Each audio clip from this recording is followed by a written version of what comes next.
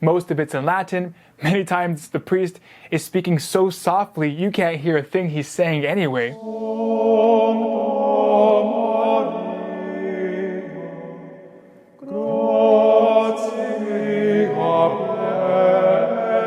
In nomine Patris et Filii et Spiritus Sancti. Amen. Ave Maria, gratia plena, Dominus tecum, benedicta tu in mulieribus, et benedictus fructus ventris tui, Iesu. Sancta Maria, Mater Dei, ora pro nobis peccatoribus, nunc et in hora mortis nostrae. Amen. In nomine Patris et Filii et Spiritus Sancti. Amen. The Latin Mass has completely transformed my life. I really don't know where I would be today if it was not for the Latin Mass. The Latin Mass has revolutionized my spiritual life.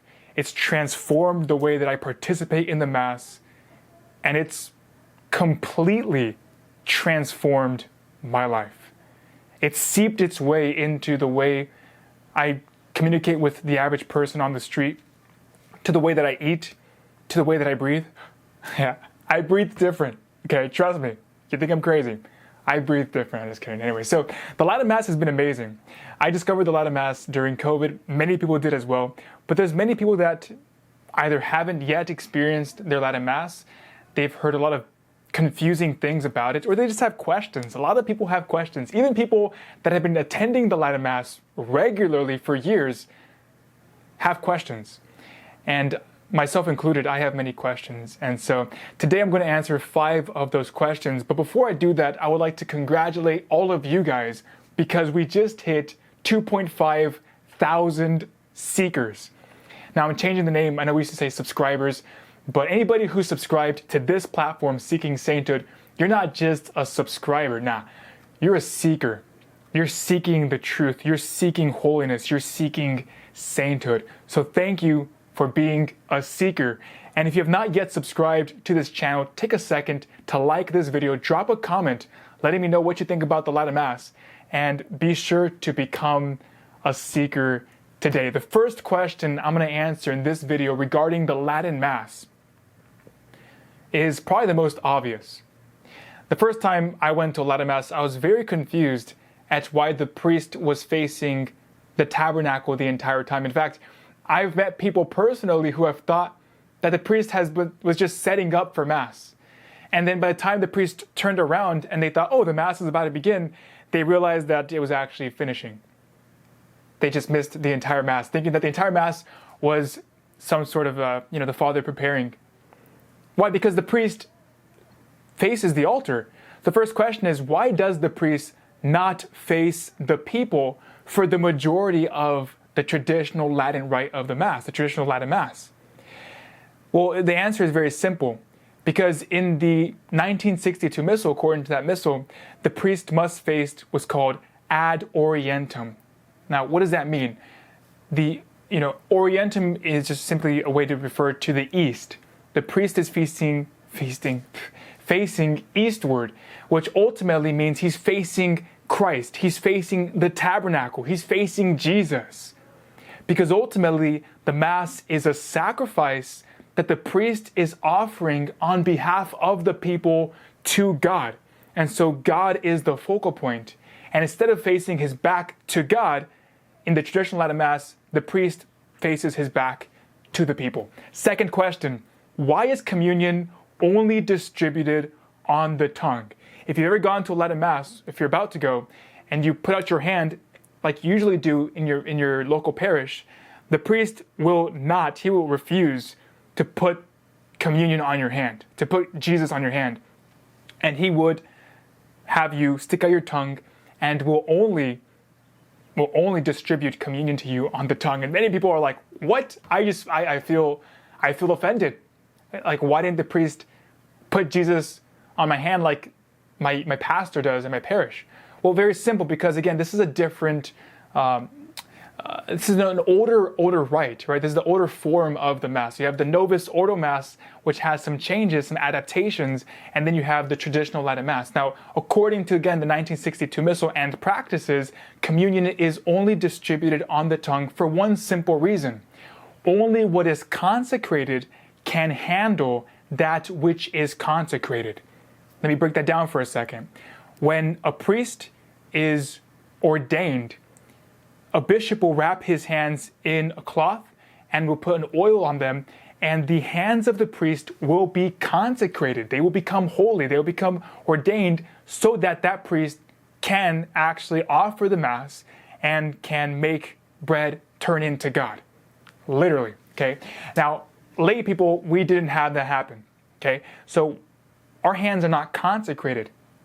Now, the bread, once it's consecrated, can and should only be handled, according to the 1962 practice, by hands which are consecrated. Therefore, our hands must not handle the consecrated bread, the consecrated host. Third question, in the Latin Mass, is there a sign of peace? Maybe did I miss it because I didn't understand the Latin? Why don't people take the time to shake each other's hands and make the sign of peace like they do at their Novus Ordo parishes?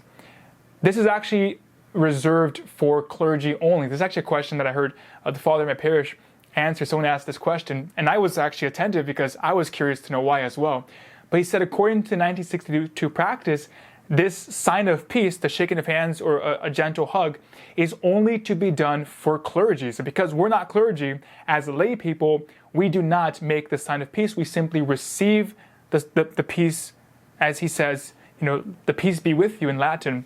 We simply receive it, but we don't share it amongst ourselves because we are not clergy. We're not priests, at least not ordained priests. The fourth question, why does only the priest or deacon distribute communion? Why aren't there extraordinary Eucharistic ministers at my Latin Mass parish?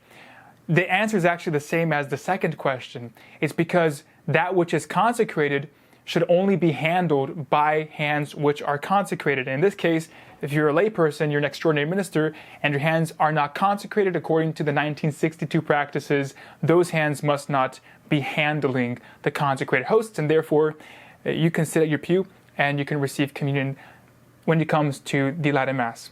Now, the fifth question I have is, what can I do if I don't understand what is going on during Mass? Again, in this case, I'm going to a Latin Mass. Most of it's in Latin. Many times the priest is speaking so softly, you can't hear a thing he's saying anyway. What am I supposed to do? What can I do? What should I do? Is that Mass even valid? Many people ask that question. Like, I went to Mass on Sunday, I tried a Latin Mass, but I couldn't hear the priest. I couldn't understand what's going on. I feel like I didn't even fulfill my Sunday obligation. Well, you did fulfill your obligation because you attended Mass, you listened to the Mass. What can you do? First off, I think this is personally a very challenging thing. And there's two things people can do. Either one, keep attending your Novus Ordo Mass. Go back to your regular parish and continue to attend the Mass, which is approved by our Holy Father, approved by the Church, and that you can understand. Or accept the challenge. Accept the mystery and start studying, start learning about the Latin Mass. I'm going to try to see if I can make a couple more videos explaining more, giving you guys more information, but there's plenty of content out there as well. But I want to challenge you guys, learn the Mass. And it starts by just attending the Latin Mass more regularly. Now, for some people, this is possible. For others, unfortunately, it's not that simple because you don't have a Latin Mass next to your area, And so, of course, pray for the preservation of the traditional Latin Mass. But if you do live close to a Latin Mass parish, that's a huge blessing. I would encourage you to attend regularly, attend often, and start studying, start learning, get a missal. And at first it's complicated, sure, at first it's confusing, but accept that challenge, because when I accepted that challenge, it challenged me to start to learn something. When I went to Mass, I was more attentive to what was going on. I was no longer in the driver's seat, I was now on the sidelines trying to get in on this mystery.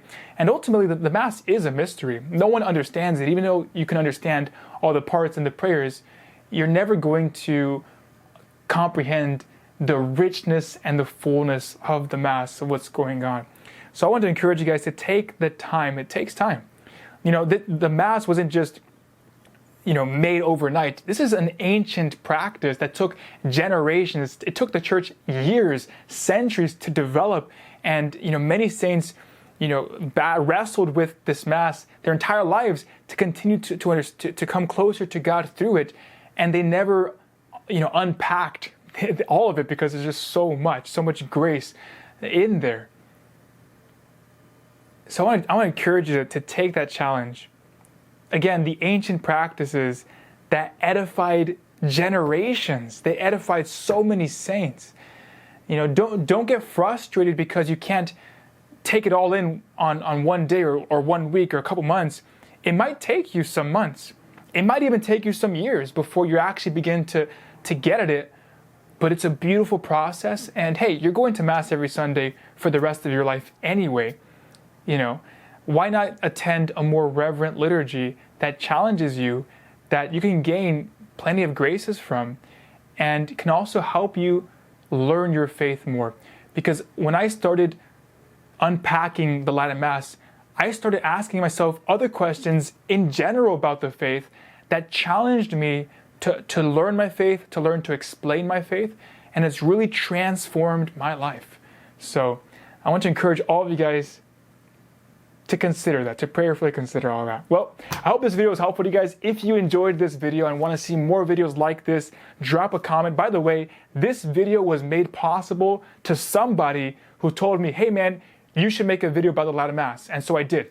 In fact, many of my videos I get because somebody said, hey, you should make a video on this topic. Now, if you want to hear a video about a specific topic you're interested in, let me know. Drop a comment. I'm just one person. It's difficult to know what you guys are thinking, what you guys want to see. But hey, if you drop a comment, I bet you, not many people will. So if you leave a comment, I can almost guarantee you that I can have the time to make a video for you answering your question, and hopefully you enjoy it and get something out of that. With that being said, again, we're celebrating 2.5K, 2,500 seekers, 2,500 subscribers to Seeking Sainthood. So thank you guys so much. It is such a joy and an honor to see this platform develop, because this is all about you guys, okay? You guys are what keep me going, and you guys are really what's fueling this channel. So God bless you. God strengthen you. Be the saint you're called to be. Sancte Stephane, ora pro nobis. Sancte Laurenti,